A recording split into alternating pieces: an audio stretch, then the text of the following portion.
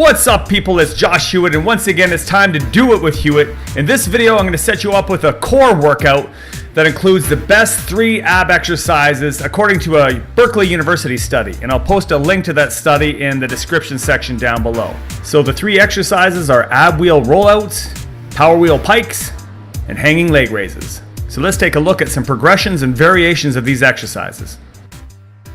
First, let's take a look at ab rollout. Now, if you find ab rollouts to be a little bit too challenging, or if you're a beginner, you can start with this progression, which is called the plank walkout. You can start from a standing position, reach down, touch your toes, and then slowly walk your hands out until you reach a push-up position. You can even progress to walking out until your hands are slightly above shoulder level or above your head. Be sure to keep your core tight throughout the movement. Let's take a look at the actual ab wheel rollout, shown here using the power wheel, which you can check out at strongestcore.com.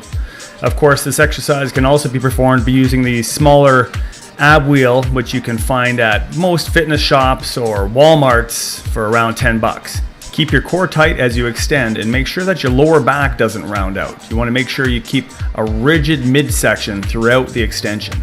As you get stronger, you can increase your range of motion and reach further out into the rollout. But what if you don't have access to an ab wheel? Well, you can also perform this exercise using a barbell with a plate on either end. Right here I'm using an easy curl bar with 2 10-pound plates. If you have access to a free weight set, this is also very effective and easy to set up. The same principles apply. Roll out with control, gradually increasing your range of motion as you get stronger. Always start with a short range of motion to test your core stability when beginning this exercise, and then you can gradually increase it. Here's another basic alternative if you don't have access to a barbell and plates or an ab wheel. You can perform a very similar movement using an exercise ball, a stability ball. Although I don't find this variation quite as effective as using the bar or the ab wheel rollouts. Now, the ultimate progression to the ab wheel rollout is to perform it from the feet, from a standing position. Now, this is very challenging, and I have an entire video series dedicated to progressions towards performing this exercise from a standing position. I'll post a link right here on the video as well as in the description section below.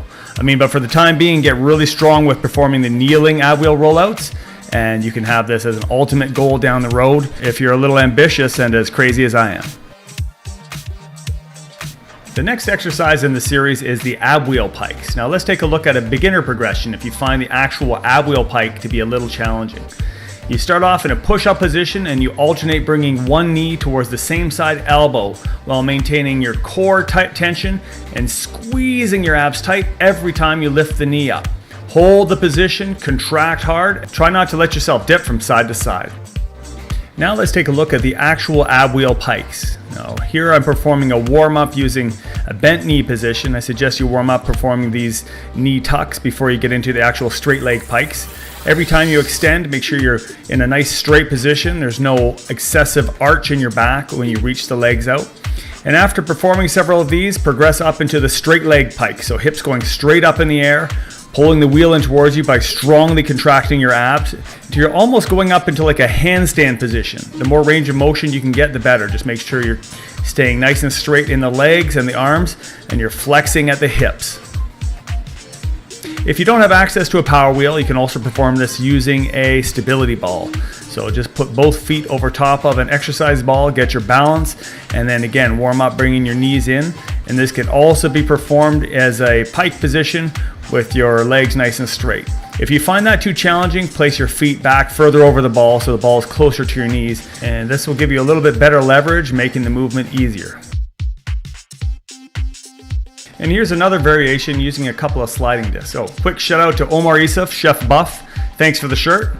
So this variation can also be performed using a couple of frisbees, but you need to have a floor that you can slide on. So either a linoleum or hardwood floor. Probably wouldn't work as well on carpeting or rubber matting in a gym.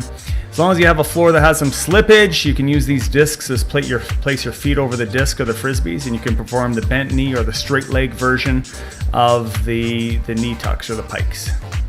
Again, same form applies. Keep your core tight throughout and your back flat. Finally, let's look at the last exercise in the series, the hanging leg raises.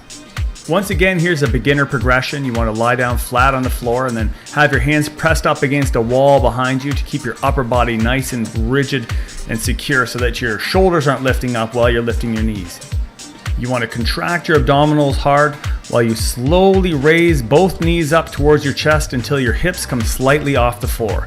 Keep your core tight throughout. If you have something overhead that you can hold on to that's secure, like underneath a couch or a frame of a bed or a banister or railing or something, that will work as well. Just make sure that your upper body is secured while you're maintaining core tension and slowly lifting the knees up and then controlling on the descent.